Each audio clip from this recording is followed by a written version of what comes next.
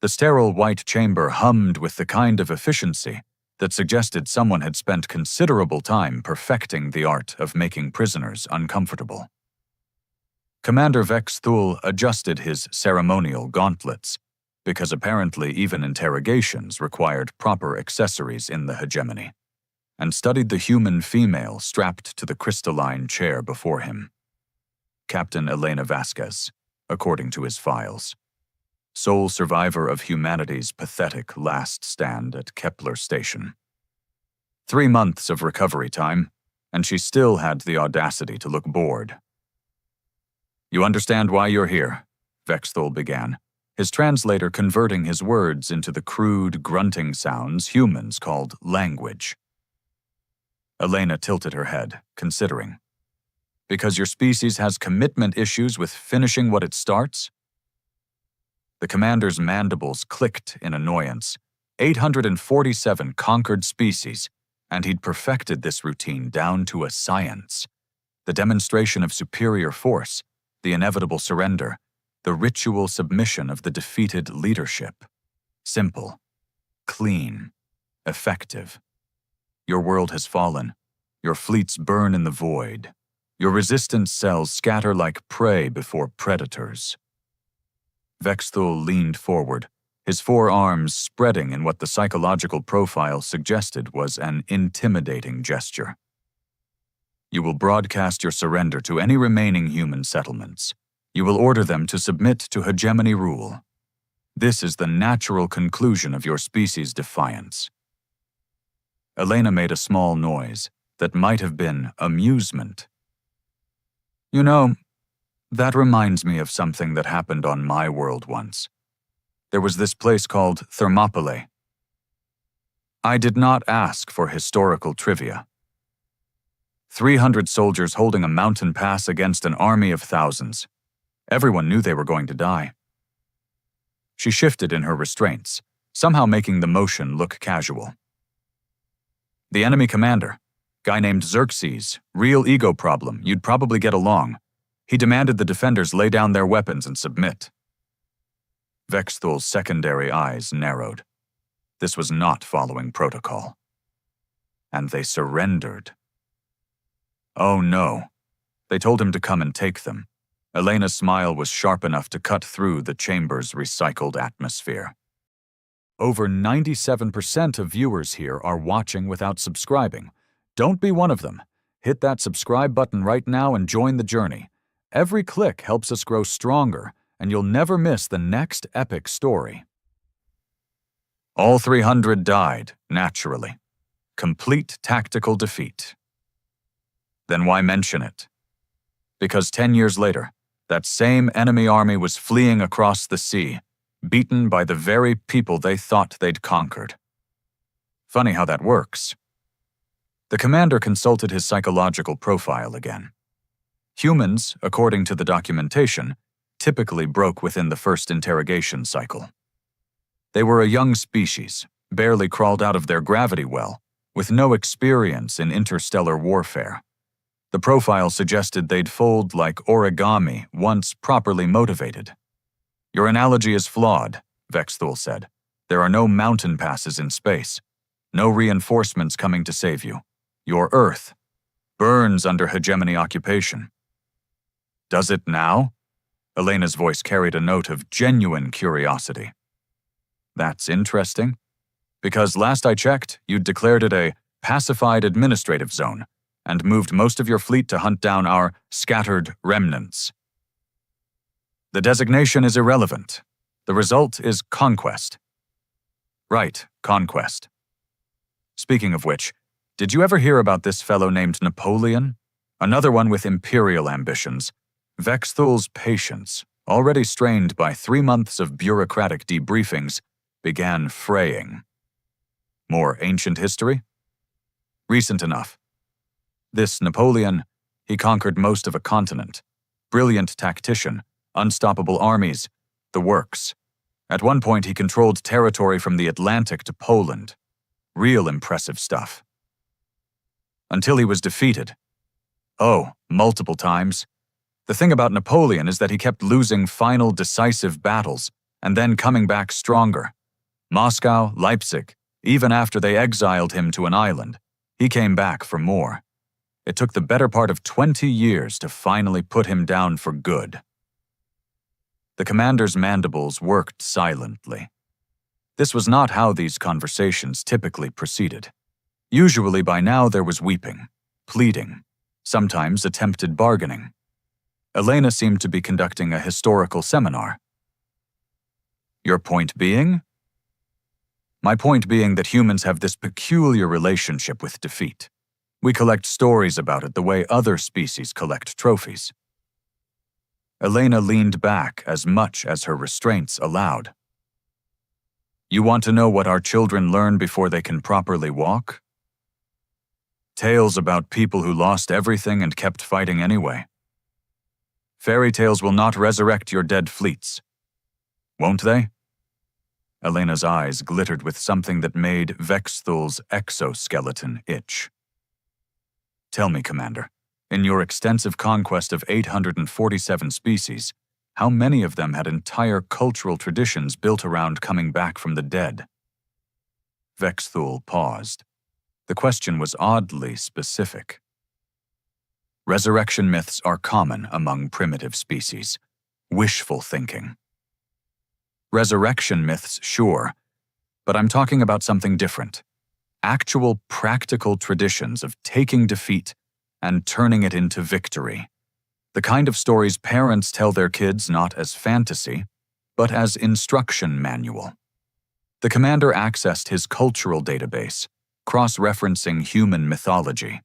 What he found there made his secondary stomach clench uncomfortably. Phoenix imagery, resurrection narratives, something called the comeback kid archetype, an entire subsection on snatching victory from the jaws of defeat. Propaganda, he said, but his voice lacked conviction. Is it? Let me tell you about a place called Valley Forge. Middle of winter, army starving and freezing, half of them didn't even have shoes. By every reasonable military assessment, the war was over. The enemy controlled the major cities, had superior numbers, better equipment, more resources. They surrendered. They didn't. They spent that winter training, regrouping, and planning. Come spring, they started winning battles they had no business winning. Took another 5 years, but they drove out an empire that had ruled the seas for centuries. Vexthul's patience finally snapped. Enough! You will provide the surrender broadcast, or I will simply execute every human prisoner we have taken and broadcast that instead. Elena was quiet for a long moment, and for the first time, Vexthul thought he might have finally reached her. Then she started laughing. You really don't get it, do you? She said between chuckles. You think this is about me breaking, about you extracting some kind of submission. Commander, let me ask you something. How many of my interrogation sessions have you broadcast live across hegemony networks? Vexthul's blood ran cold. Standard procedure was to record all interactions with resistance leadership for intelligence analysis and propaganda purposes. The recordings were automatically distributed to all hegemony command nodes to ensure consistent messaging. All of them, he admitted. Elena's grin was positively predatory now. And how many human settlements do you think are monitoring hegemony communications? The commander suddenly understood why Elena had been recounting all those historical anecdotes. Every story of impossible comebacks, every tale of defeat transformed into victory, every casual mention of enemies who underestimated human resilience. She hadn't been stalling. She'd been teaching. You've been broadcasting resistance propaganda this entire time, Vexthul whispered. I've been reminding my people who we are, Elena corrected. See, you made a fundamental error in your assessment of human psychology. You assumed we'd react to conquest the same way your other 847 species did. Rational, pragmatic, accepting of superior force. You will cease this immediately. But that's not how humans work, Commander. We're the species that looked at flying and decided it was worth dying for. We're the people who saw a mountain and climbed it because it was there. We invented the concept of going down swinging and turned it into an art form. Vexthul lunged toward the communication panel, but Elena's voice stopped him. Oh, I wouldn't do that if I were you. See, cutting off the broadcast now would just confirm everything I've been suggesting. Better to let me finish my little history lesson. The commander's 4 hands hovered over the controls. Protocol demanded he silence her immediately. Logic suggested the damage was already done. And somewhere, in the back of his mind, where instinct lived, a small voice was screaming warnings about predators who played dead. Elena settled back in her restraints, still smiling that sharp-edged smile. Now then, where were we? Oh yes, I was about to tell you about the Alamo. Dr. Kethamaran's office overlooked the hegemony's central data processing hub, where thousands of species worth of conquered knowledge flowed in neat, categorized streams. Under normal circumstances, he found the view soothing. Today, it made his tertiary brain ache.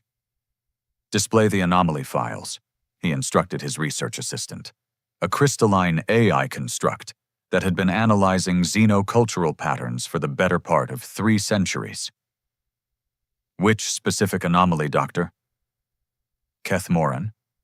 The database currently contains 47 distinct irregularities regarding human psychological profiles. 47. In 3 months of study, the humans had managed to generate more psychological inconsistencies than most species produced in their entire conquest cycle. Kethmoran rubbed his sensory tendrils together, a nervous habit he'd developed since being assigned to the human problem. Begin with the resurrection mythology cross-reference. The holographic display materialized, showing a 3-dimensional web of interconnected data points. What Kethmoran saw made his scholarly instincts scream in alarm.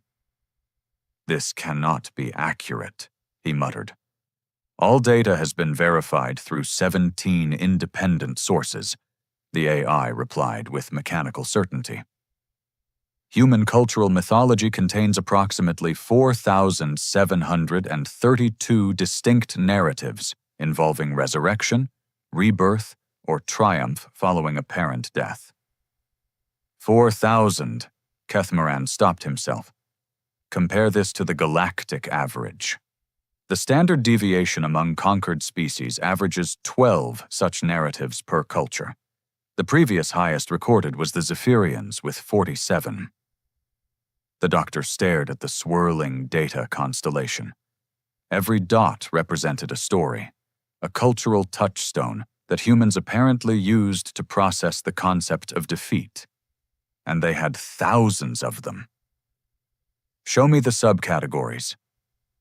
New clusters formed in the display. Phoenix myths, vampire legends, zombie apocalypse fiction, religious resurrection stories, historical comeback narratives, sports underdog sagas, and something the AI had labeled disaster movie protocols, which apparently involved humans developing complex survival strategies based on fictional catastrophes. What is this disaster movie protocol classification?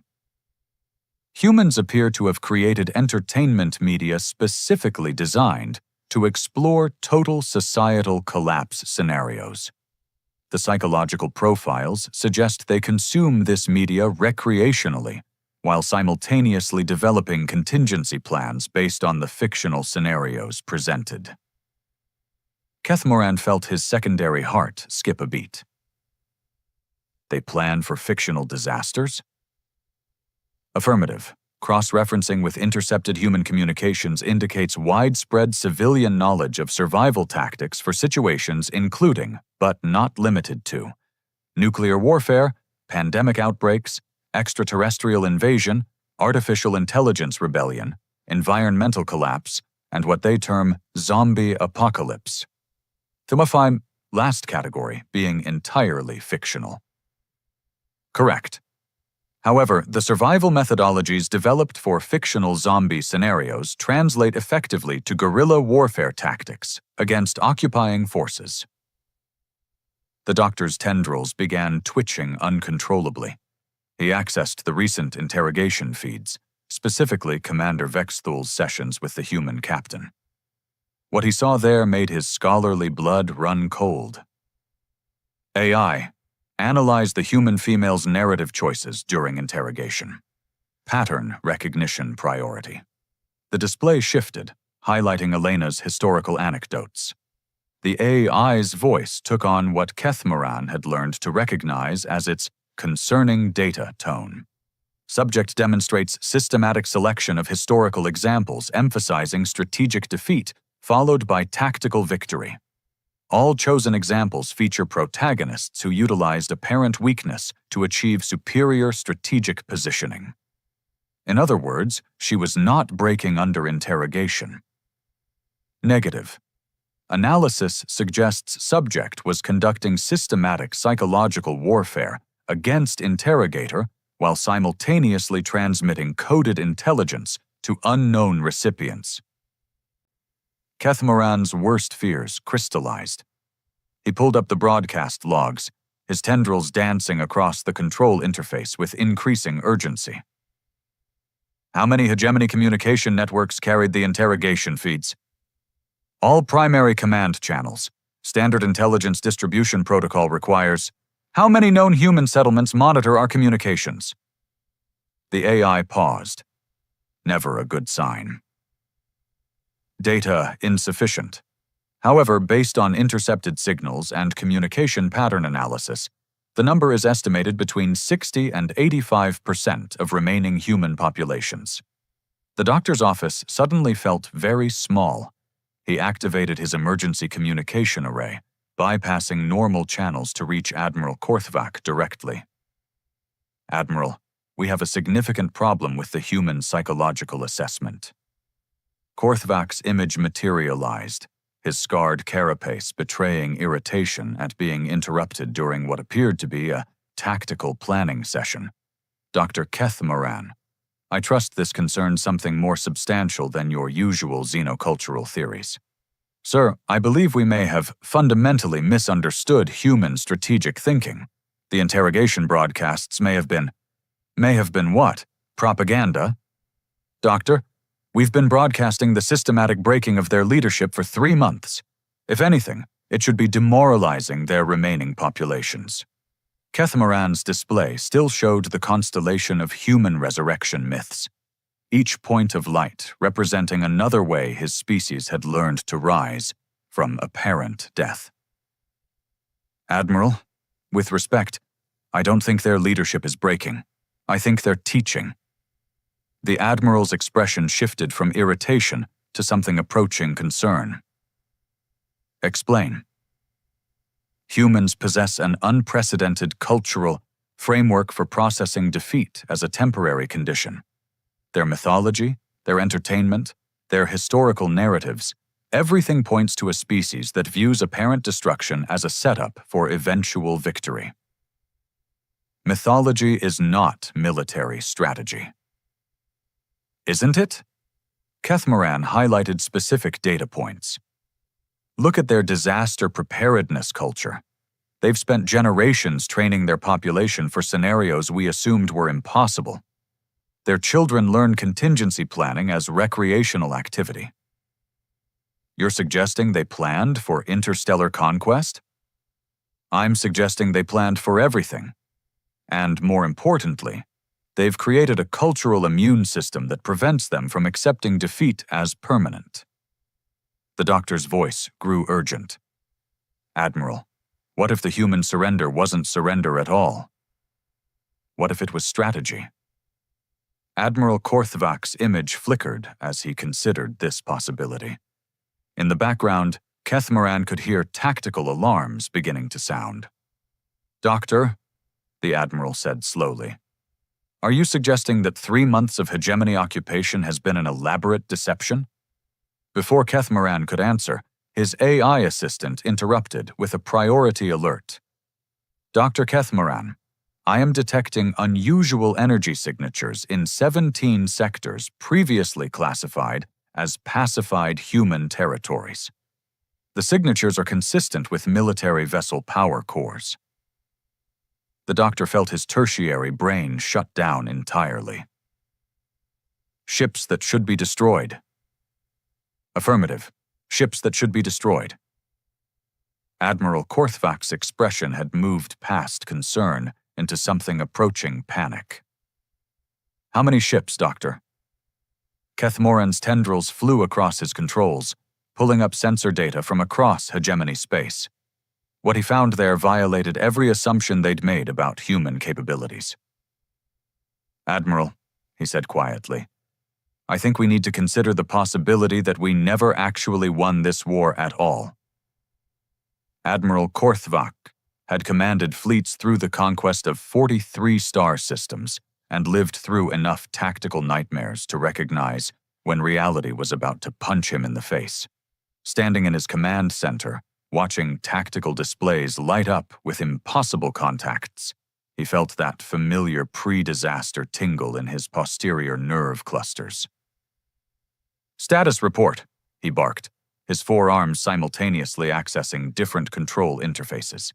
Admiral, we're showing active power signatures in sectors 7, 12, 18, and 23 through 31, reported Fleet Coordinator Zeth Prime. All previously designated as cleared zones. Ghost readings, sensor malfunction. Sir, we've confirmed through multiple arrays. These are definitely ships. Human ships. Korthvak's mandibles clicked in a pattern that would have been profanity in any civilized language. How many human ships are we discussing? Current count is approximately 4,000 and rising, sir.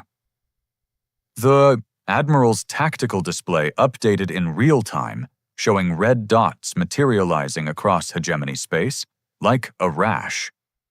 Each dot represented a human vessel that should have been scrap metal floating in the void. Sir, Zeth Prime continued, her voice carrying that particular tone subordinates used when delivering news that might result in their immediate execution. The humans are requesting a formal audience with the War Council. They're requesting what? A formal audience. They say they have a surrender proposal to discuss. Korthvak stared at his tactical display, where 4,000 impossible ships were casually violating everything he thought he knew about warfare. They want to surrender. That's what they're saying, sir. After somehow hiding 4,000 ships for 3 months? Yes, sir. While we've been broadcasting their leaders' breakdown across the entire hegemony? About that, sir. Zeth Prime hesitated. Dr. Kethmoran's analysis suggests the broadcasts may not have had the intended psychological effect. The Admiral's posterior nerve clusters began actively screaming warnings. Bring me the human captain, and assemble the full War Council. If they want formal surrender protocols, we'll give them formal surrender protocols. 2 hours later, Admiral Korthvak stood in the ceremonial chamber that had witnessed the formal submission of 47 species. The room was designed for psychological intimidation. Soaring black walls, elevated throne platforms for the hegemony leadership, and a single spotlight focused on where the defeated would kneel. Elena Vasquez entered flanked by ceremonial guards, still wearing the restraint shackles that had become something of a trademark during her interrogation period. She surveyed the assembled War Council with the casual interest of someone touring a museum.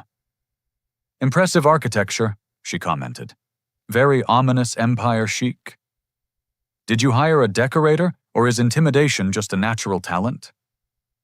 Admiral Korthvak gestured towards the spotlight. You will kneel in the designated area and present your terms of surrender. Elena looked at the spotlight, then at the assembled council, then back at the spotlight. You know what? I think I'll stand right here, thanks. Better acoustics. The surrender protocols require, Admiral, let me save us both some time.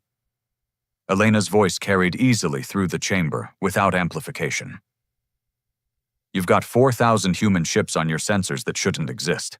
Your xenopsychologist is probably having a nervous breakdown because nothing in our psychological profile makes sense. And you've just spent 3 months broadcasting what you thought was our leader's capitulation to every corner of your empire. Admiral Korthvak's confidence wavered. Your ships are impressive, but our fleet still outnumbers you 10 to 1. Oh, absolutely. You've got superior numbers, better technology, more resources. By every conventional metric, you should win. Elena's smile was sharp enough to cut through starship hull plating. Which brings me to something my people call the Tet Offensive. War Counselor Brexthak leaned forward. Another of your historical anecdotes? Educational material. See, there was this war on my planet. Big, powerful military fighting guerrillas in unfamiliar territory. The guerrillas were outgunned, outmanned, and outsupplied. Classic asymmetric warfare. And they lost, Admiral Korthvak said with satisfaction. Eventually. But first, they did something brilliant. They launched a coordinated attack during their enemy's most important holiday, hitting targets across the entire theater simultaneously. They lost the battle spectacularly, got wiped out in most places. Then why mention it? Elena's grin widened. Because losing that battle won them the war. You see, the attack proved they could strike anywhere, anytime. It demonstrated that the big, powerful military's control was an illusion. Most importantly, it showed everyone watching that the defeated enemy was still very much in the fight. The Admiral felt those nerve clusters start screaming again. What are you suggesting? I'm suggesting that for the past 3 months, while you've been congratulating yourselves on conquering humanity, my people have been doing what humans do best, adapting, improvising, and preparing for the comeback. Elena gestured broadly to encompass the chamber. You thought broadcasting my interrogations would demoralize human resistance. Instead, you gave me a direct communication line to every human settlement monitoring your networks. You let me spend hours explaining human strategic philosophy to anyone with a receiver. War Counselor Vashamord spoke up. But your fleets were destroyed. We saw the wreckage. You saw wreckage. Debris fields can be quite convincing when properly arranged, especially when you're already expecting to see evidence of your own victory. The tactical implications hit Admiral Korthvak like a mass driver round to the brainstem. The Kepler station battle was theater, a very convincing performance designed to make you think you'd eliminated our primary fleet. Meanwhile, our real ships were following a strategy we learned from a very patient general named Fabius Maximus. More ancient history. Ancient tactics. Fabius fought an enemy he couldn't beat in direct confrontation, so he avoided direct confrontation. He harassed supply lines, struck at weak points, and disappeared before retaliation could arrive. His enemies called him the Delayer as an insult. Elena paused, letting the silence stretch. History called him the Shield of Rome. Admiral Korthvak accessed his tactical display through his neural interface. The human ships weren't massing for attack. They were positioned at critical infrastructure points throughout hegemony space. Supply depots, communication relays, administrative centers. You're not here to surrender, he said, slowly. Oh, but we are. We're here to accept your surrender. The War Council erupted in indignant chittering and clicking. Elena waited patiently for the noise to subside. See, here's the thing about human psychology that your xenopsychologist probably figured out too late. We don't see defeat as an ending. We see it as homework. Every time you've conquered us historically, we've studied the experience, learned from it, and come back better prepared. Elena's voice carried clearly over the confused chatter of the council. For 3 months, we've been studying hegemony tactics, technology, and infrastructure. We've identified your critical vulnerabilities, mapped your communication networks, and positioned assets at key strategic points. Admiral Korthvak's tactical display now showed the true scope of human positioning. They hadn't just hidden 4,000 ships. They'd positioned them to cripple hegemony operations across 17 sectors simultaneously. But more importantly, Elena continued, we've been talking to your other conquered species. Turns out when you give humans a direct communication line to every corner of your empire, we use it to have some very interesting conversations. The Admiral's blood ran cold. You've been in contact with subjugated populations. We've been teaching. See, the thing about Phoenix mythology is that it's contagious. Once people learn they can rise from their own ashes, they start getting ideas about doing exactly that. War Counselor Brexthak's voice was barely a whisper. How many species? Elena's smile could have powered a small star. All of them, Counselor. Every single one of your 847 conquered species has now heard the story of humanity's resurrection, and several of them have decided they'd like to try it themselves. As if summoned by her words, Admiral Korthvak's communication array lit up with incoming transmissions from across hegemony space. Rebellions, coordinated uprisings, supply chain disruptions, all beginning simultaneously, all following tactical patterns that looked suspiciously like human strategic doctrine. Elena clasped her hands behind her back, still smiling that predatory smile. So, Admiral, about those surrender terms.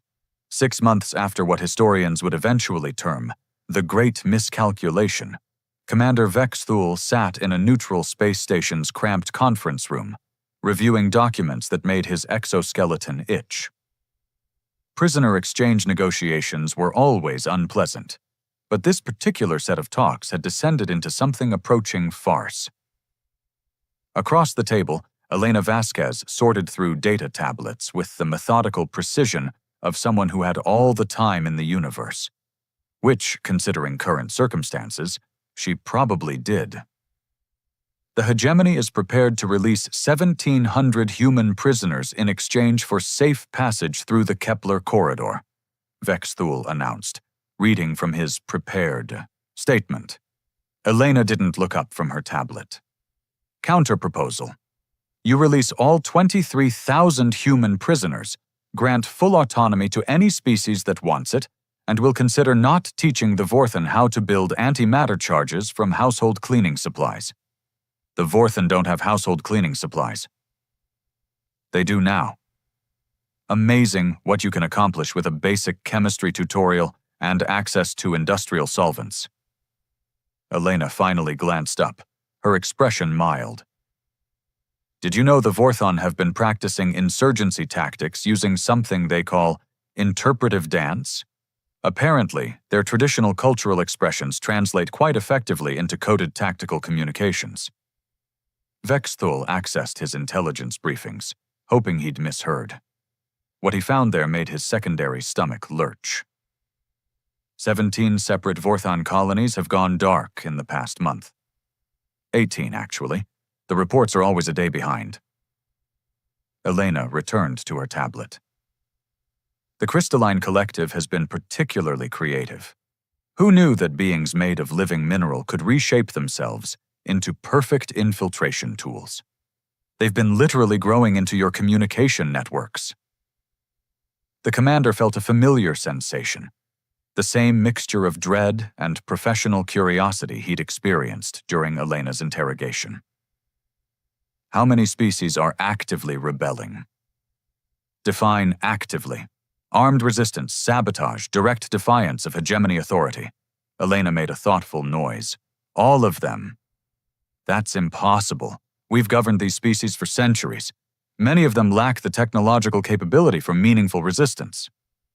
Technology is just applied creativity, Commander. The Gossamer web spinners don't have starships, but they've been weaving communication networks that span entire star systems. The Silicon Choir can't build weapons, but they've discovered that their harmonic frequencies can shatter hegemony equipment at the molecular level. Elena pulled up a holographic display showing the current state of hegemony space. What had once been a neat organizational chart now looked like a three-dimensional Jackson Pollock painting, with red zones indicating active rebellion, yellow showing civil unrest, and green representing areas still under nominal control. There was precious little green. The thing about Phoenix stories, Elena continued conversationally, is that they're not really about the burning. They're about the discovery that burning isn't permanent. Once a species learns that concept, it's remarkably hard to unlearn. Vexthul studied the holographic chaos.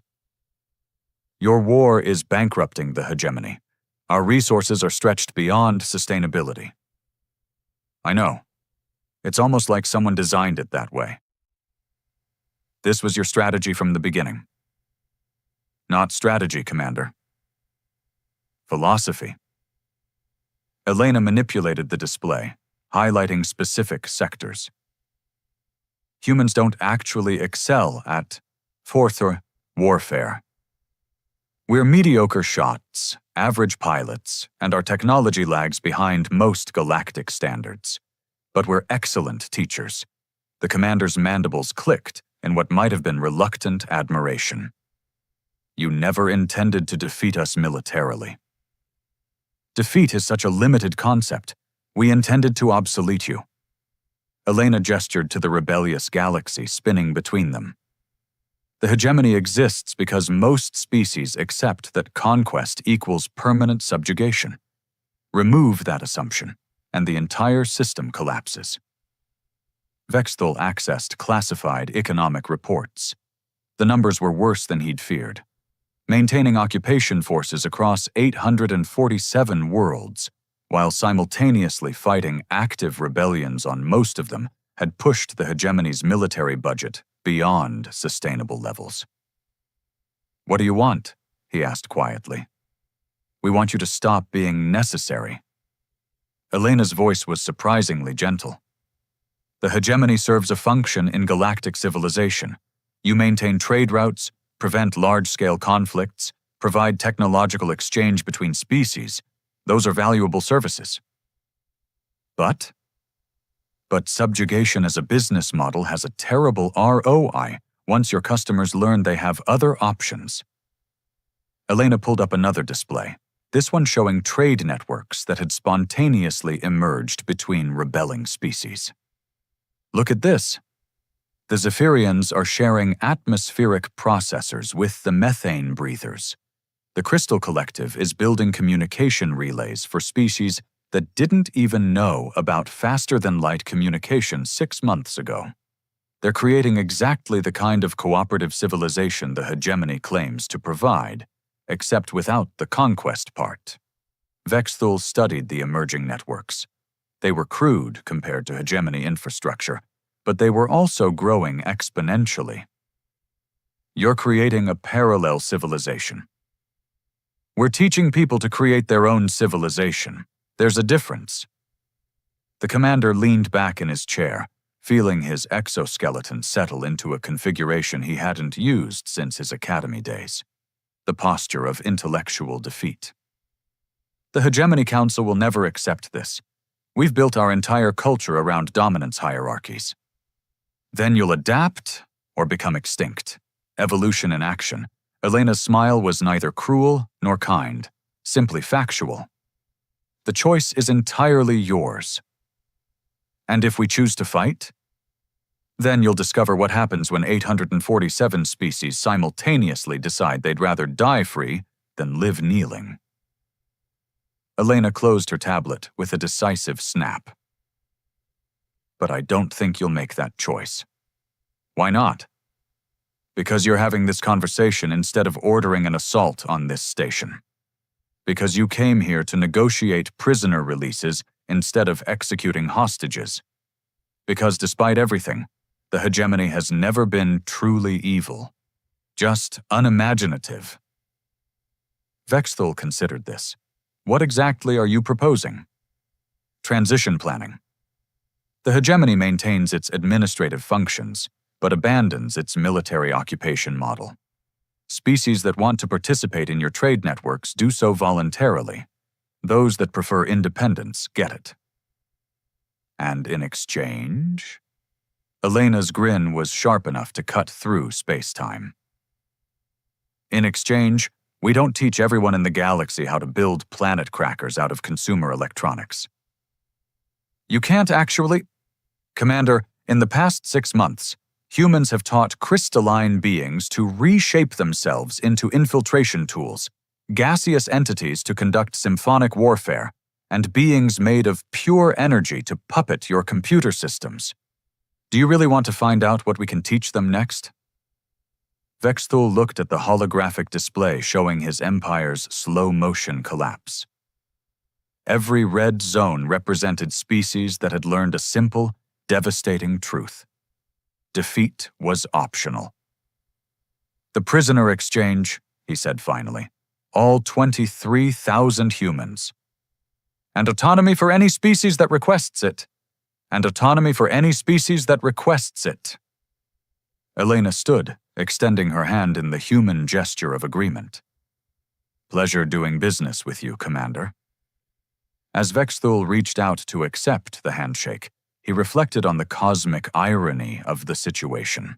The hegemony had demanded submission and received a master class in resurrection.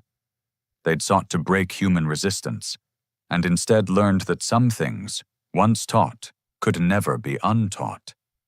The galaxy would never be the same. And perhaps, Vexthul thought as he shook Elena's hand, that wasn't entirely a bad thing. After all, even phoenixes eventually learned to appreciate a world where burning was no longer necessary.